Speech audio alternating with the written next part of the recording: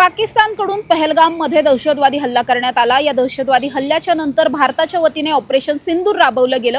Operation सिंदूर नंतर प्रत्येकच भारतीय जो होता त्या प्रत्येक भारतीय नागरिकाला कुठेतरी अभिमान वाटत होता।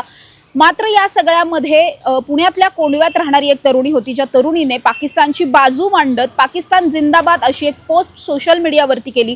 ही पोस्ट प्रचंड व्हायरल झाली, त्याच्यानंतर तिच्यावर गुन्हा दाखल झाला, तिला अटकही झाली।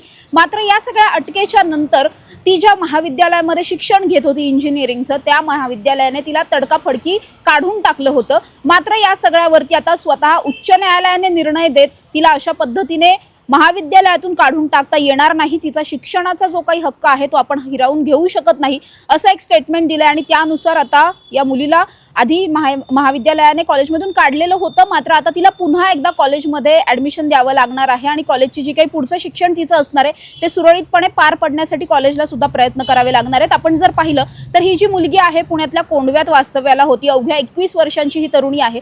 तिने सोशल मीडियावरती पाकिस्तानची बाजू मांडणारी एक पोस्ट लिहिली, खाली सगळ्यात शेवटला पाकिस्तान जिंदाबाद असं लिहिलं।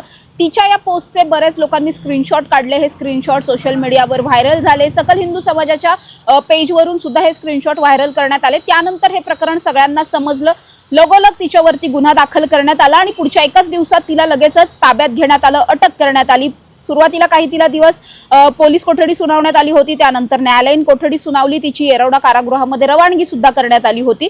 मात्र 17 तारखेला जर आपण पाहिलं तर आता काही दिवसांपूर्वी 27 मे रोजी तिला उच्च न्यायालयाने जामीन मंजूर केलेला आहे। हा जामीन देतानाच उच्च न्यायालयाने हे जे निरीक्षण आहे ते नोंदवलेलं आहे। त्यानुसार उच्च न्यायालय असं म्हणतंय की जेव्हा ही मुलगी येरवडा कारागृहात होती त्यावेळी तिचे कॉलेजचे फायनलचे एक्झाम्स चालू होते, म्हणजे वार्षिक परीक्षा आपण ज्याला म्हणतो, त्या वार्षिक परीक्षा चालू होत्या। या परीक्षांना तिला बसता आलं नाही, कारण का त्यावेळेस ती येरवडा कारागृहात होती आणि दरम्यानच्या काळामध्ये तिला कॉलेजने रस्टिकेट केलेलं होतं, अर्थात तिचा प्रवेश जो आहे तो रद्द केलेला होता। मात्र या सगळ्यानंतर या मुलीने आपल्याला पुढचं शिक्षण घेता यावं, आपल्याला परीक्षेसाठी बसू द्यावं अशा पद्धतीचा एक अर्ज केलेला होता, न्यायालयाकडे विनंती केलेली होती। आणि त्याच विनंतीवरती बोलताना आता न्यायालयाने हे सांगितलेलं आहे की कुठल्याही विद्यार्थिनीची बाजू या कॉलेजने ऐकून घेतली नाही। म्हणजे जरी आपण पाहायला गेलो तर भारतीय न्याय व्यवस्थेमध्ये आरोपी असेल किंवा पीडित असेल दोघांनाही त्यांची बाजू मांडण्याचा अधिकार दिला जातो। त्याच पद्धतीने या मुलीला सुद्धा तिची बाजू मांडण्याचा अधिकार आहे आणि तिची जी काही बाजू आहे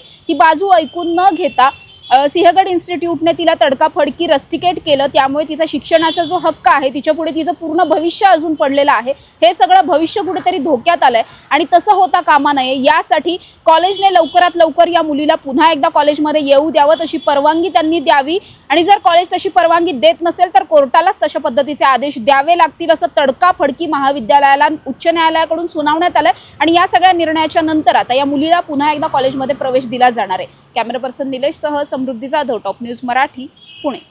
अनअकैडमी सेंटर से नीट का सिलेक्शन नहीं तो फीस वापस, मतलब नहीं समझे। 2024 में अनअकैडमी से नीट के 26,000 से ज्यादा सिलेक्शंस हुए, इसलिए हम जानते हैं कि आपकी और हमारी कड़ी मेहनत और डिसिप्लिन से नीट में सिलेक्शन होगा। तो अगर नीट 2026 में आपके 500 से कम नंबर आए तो आपकी 50% कोर्स फीस रिफंड हो जाएगी, ओनली विद अनअकैडमी नीट श्योर सक्सेस प्रोग्राम। बहुत ही लिमिटेड सीट्स हैं, तो अभी जाइए और एनरोल कीजिए।